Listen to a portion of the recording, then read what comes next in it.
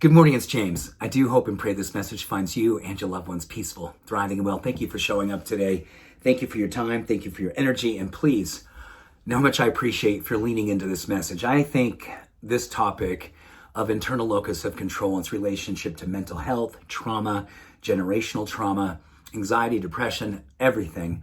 And for me personally, self-preservation and there's no question understanding this more and more as I grow into this next evolution of each and every day as a student of what makes me become more alive, more peaceful, more compassionate, and more accepting of myself.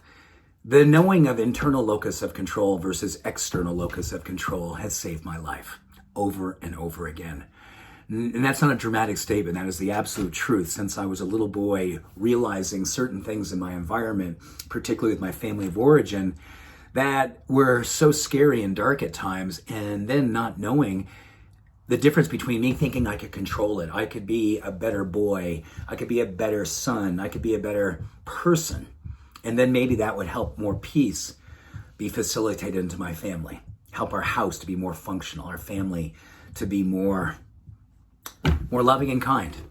And it didn't work that way. So I learned a painful lesson that, oh my gosh, all this energy going out, trying to figure out how I can fix things, realizing I didn't have the power to do that, but continually wanting to continually try to, until I realized a combination of a sobriety that was my best choice in my life, a combination of really waking up to my spiritual work, which was compassion and self-acceptance and really understanding what's happening out there and what's happening in here, and my ability to make decisions about preserving what my heart knew to be true, and then continually facilitating relationships and environmental work that allowed me to have more peace, compassion, predictability in that respect. I want to share with you a beautiful quote from Epictetus, who speaks directly to external locus of control and the difference that it makes in our life when we realize what's happening there. How appropriate that the gods put under our control only the most powerful ability that governs all the rest, the ability to make the right use of appearances, and that they didn't put anything else under our control. Was this simply because they weren't willing to give us more? I think if they had been possible, they would have given us more. They would have given us more, an opportunity to control the external. But, as Epictetus put so beautifully, if they do not, we would have tried to give you the impossible.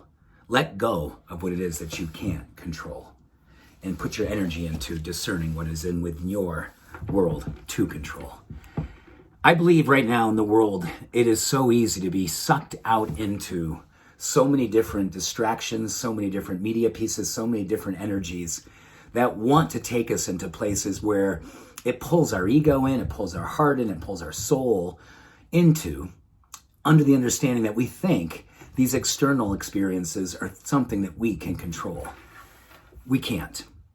And the beauty is, as we evolve in the path of spirituality and personal work, the great work of our life, the dharma of our life, we get a chance to really understand what's in our control is the internal experiences, where we put our energy, how much love we are willing to decorate our life with, and continually, with predictability, fortify those choices, moment by moment by moment, bringing the kind of people, the kind of media, the kind of environments that fortify a sense of peace and a sense of predictable knowing.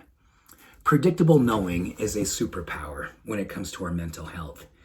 And I know, for me personally, there has been so many times in my life I've been drawn to the outside to see if I could control, to see if I could fix, to see if I could change. And the more that I've done that, I've been disappointed deeply, primally, every single time.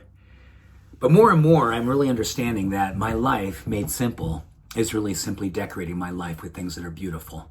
People like you, people like this community, my wife, my children, the right media. I get very clear about the things that I can control, and I put all my energy into loving and appreciating those things. And as I do that, and I become a witness of doing those things over and over again, it fortifies my sense of love of myself. It's a self-efficacy of self-compassion made real each and every moment of my life. It's not easy. I have a history of being drawn to the outside, thinking that my worthiness would be fixed or made worthy by making something that was out of my control, made better through my control. It never did. It never was.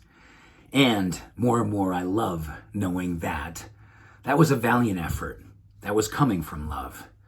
But this next evolution, this next generation of love is taking the trauma and the drama out of it to put peace and predictable purpose and peace in place of it.